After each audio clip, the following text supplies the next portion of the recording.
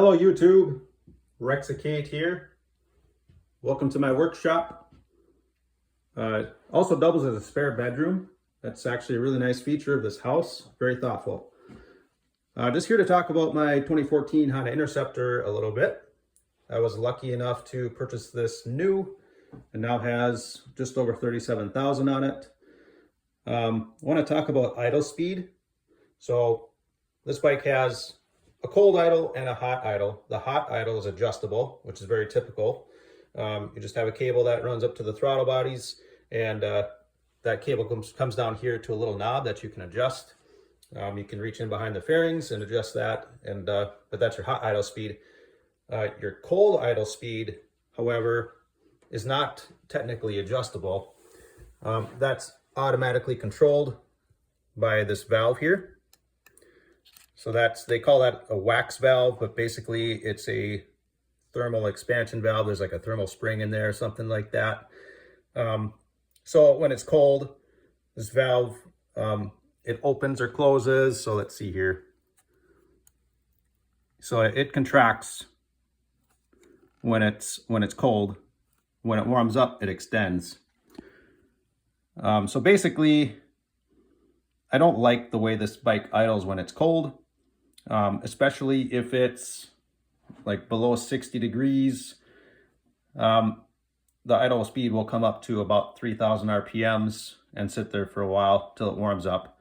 So I wanted to adjust that or do something about it since I have it apart.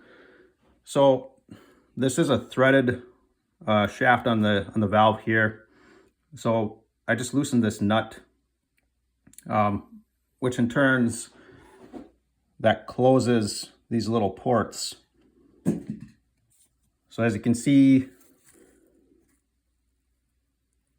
there they open. That would be cold idle, high idle, and then they close as it gets hotter. And when it gets hot enough, they close and they rest against the hot idle speed pintle that's from the cable for your high idle speed adjustment. So yeah, pretty simple.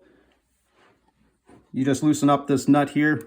Honda says not to do it. There's nothing in the manual about doing that. So officially, hey, don't do it. So I don't recommend it. But if you want to change something, you can actually change it.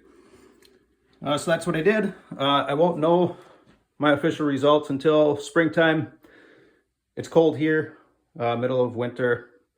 But when I post this video, I will put in the description what my results are, so you guys all know. Other than that, did the first valve check on it. As I said earlier, just over 37,000 miles on the bike. The valves checked pretty good. I didn't check the VTEC valves. I just checked the non-VTEC valves.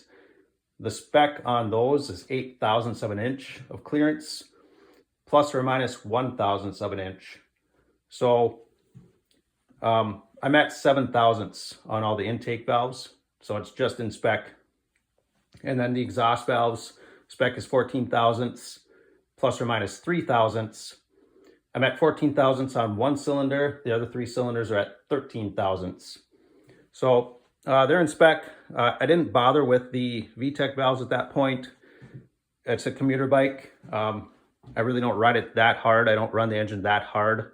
You know, realistically, it's probably only in VTEC like a few percent of the time of its life. It's maybe, I don't know, 98% of the time I'm not in VTEC, probably.